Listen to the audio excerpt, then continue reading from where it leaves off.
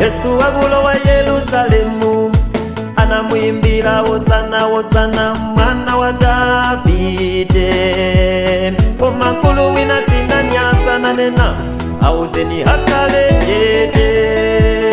Yesu wabulo wa Yerusalemu anamwimbira hosana hosana mwana wa Davide.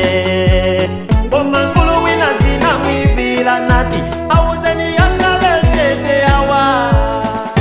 Koma ife yo sitikala ife sitikala ife sitikala pano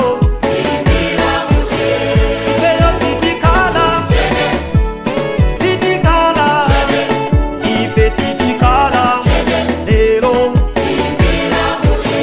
dale munga wauze munga wauze kuti ife yo dale munga wauze tenga munga wabeze kuti ife yo uyoyo.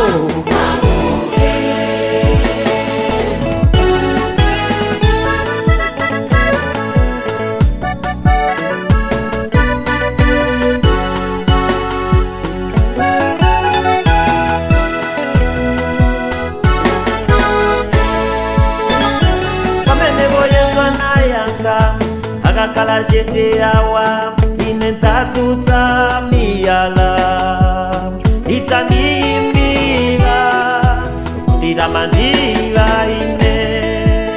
Ndikuti pamene Yesu anayanga akakhala chete anthu angawa ine ndzadzutsa miyala idzandiyimbira